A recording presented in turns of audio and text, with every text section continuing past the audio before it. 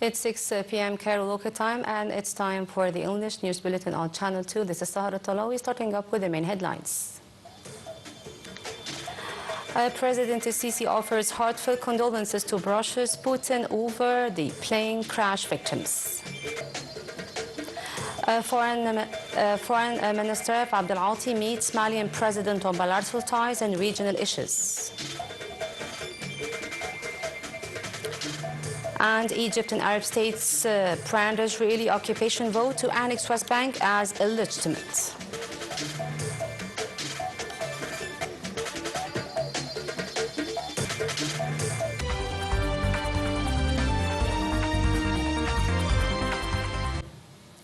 Welcome back. The news in detail. President Abdel Fattah el-Sisi today expressed condolences to Russian President Vladimir Putin after a passenger plane crash carrying nearly 50 people crashed in a Russian Far Eastern region.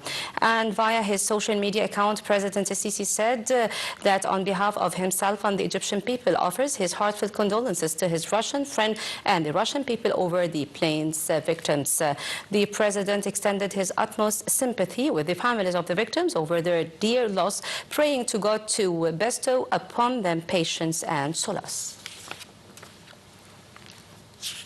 The Russian local emergency service said that a passenger plane carrying 49 people, including 5 children, crashed in the Russian Far Eastern Amur region today. As an initial aerial inspection suggested, there were no survivors. Russia's Emergency Situations Ministry said that they had found the burning fuselage of the plane on a hillside south of its planned destination in the town of Tinda.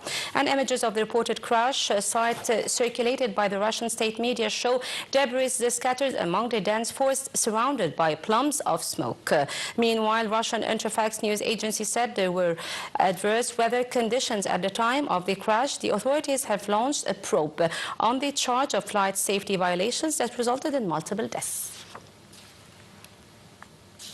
The Minister of Foreign Immigration and Expatriates, Badr Abdel-Ati, today handed down Malian President Assimi Goïta in a letter from President Abdel Fattah el-Sisi on boosting bilateral ties. The top diplomat convened the Malian leader. Greetings from President el-Sisi, expressing Egypt's keen interest in providing all sorts of technical, institutional and the logistical support for Mali until achieving the largest security and stability. The meeting touched on economic and investment cooperation, particularly in the fields of infrastructure and human resources development, as well as in combating terrorism and extremism. The meeting also tackled the developments in Sahel and Sahara region, with Abdel-Ati stressing the necessity of enhancing joint African action to confront security and developmental challenges.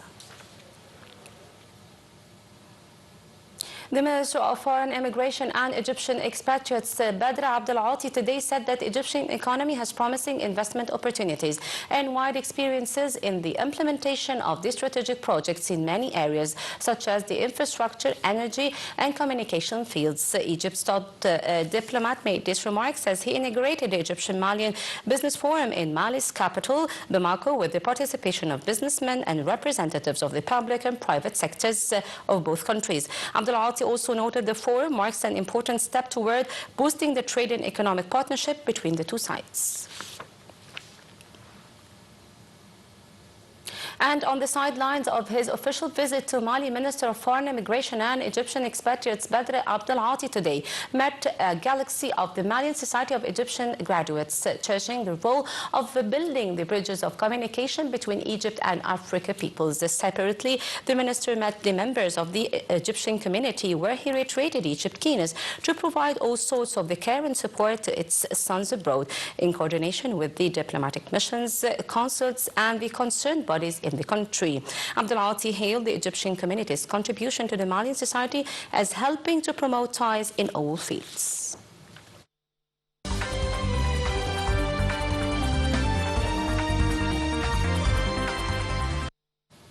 And Egypt, 9 Arab states, along with the Organization of the Islamic Cooperation, today condemned Israeli occupation's Knesset declaration of the sovereignty over the Palestinian-occupied West Bank. A joint statement by Egypt, Saudi Arabia, the United Arab Emirates, Bahrain, Jordan, Palestine State, Qatar, Indonesia, Nigeria, and Turkey, as well as the OIC and the Arab League, strongly denounced the move, being a flagrant and unacceptable violation of the international law and relevant of the UN Security Council's resolution.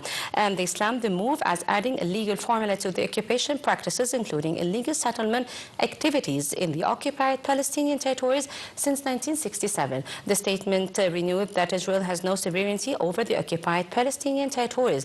Thus, they noted that such unilateral declaration has no legal effect and it cannot change the status quo of the occupied territories, the forefront of which is the eastern city of Al-Quds. And the Palestinian medical sources said that 21 Palestinians were killed and others were wounded in a new massacre by the Israeli occupation forces.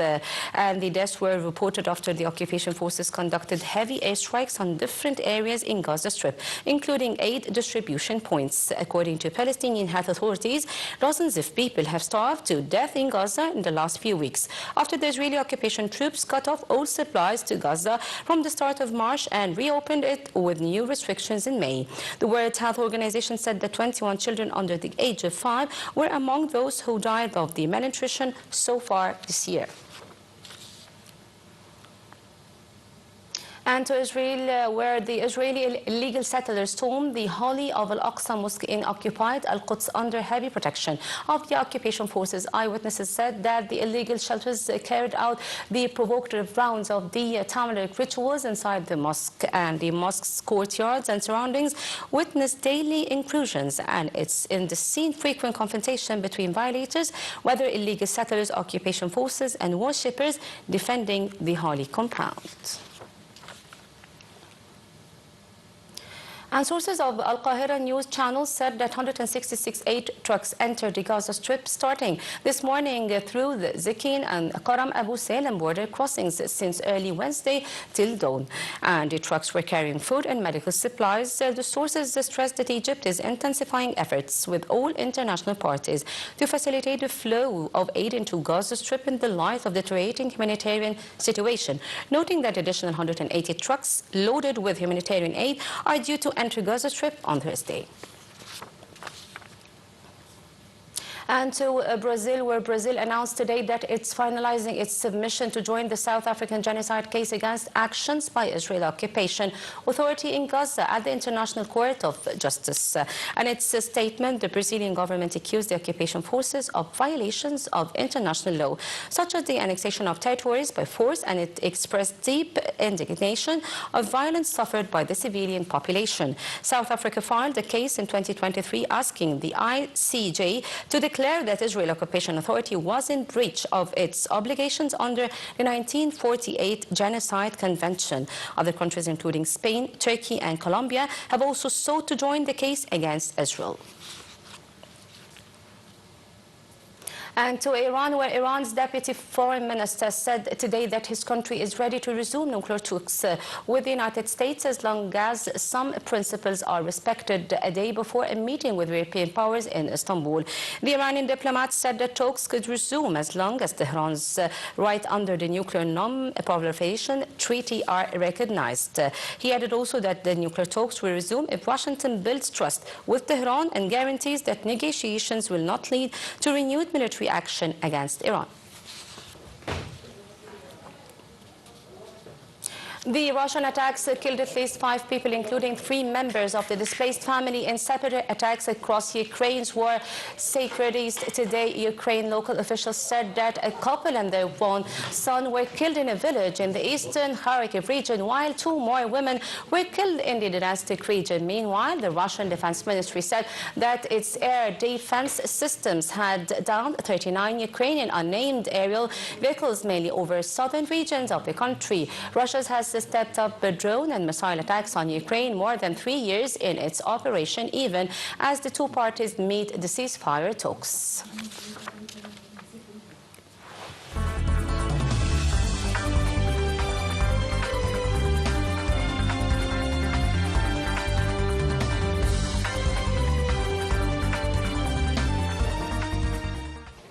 And to the business sector in detail, the Minister of Planning, Economic Development and International Cooperation, Dr. Rania Al-Mashat, highlighted the vital role of the small and medium-scale enterprises in transforming developing economies and supporting development efforts. And Dr. Al-Mashat was speaking during the opening session of the first global ministerial meeting for the small and medium enterprises currently taking place in South Africa. The gathering is organized by United Nations International Trade Center with the aim to discuss means to enhance the small and medium enterprises seen as the main drive for the global sustainable growth. And to the European Commission said today that a negotiated trade solution with the United States is within the reach, while the EU members voted to approve the counter tariffs on the US goods in case of the talks collapse. The 27-nation bloc's executive has repeatedly said its primary focus is on reaching a deal to avert the 30% US tariff that US President Donald Trump has said he will apply on 1st of August. The Commission had said it would press on the parallel with the plans of the potential countermeasures, merging two packages of the proposed tariffs of 21 billion euros and 72 billion euros into a single list and submitting this to EU members for approval.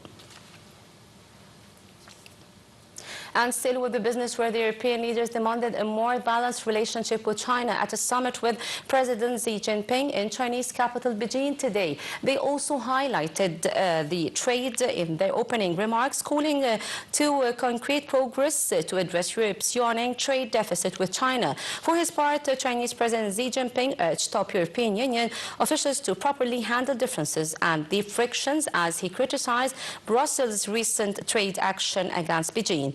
The summit comes amid financial uncertainty around the world, wars in the Middle East and Ukraine, and the threat of the US tariffs.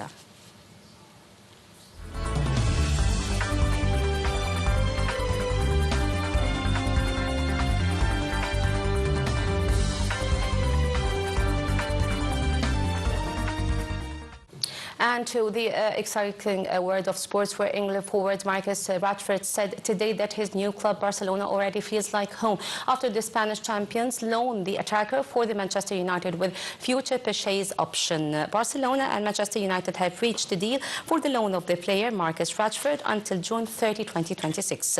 Barcelona are paying around 75% of Rashford's $325,000 a week wage while he is at the club, while the player foregoing the rest.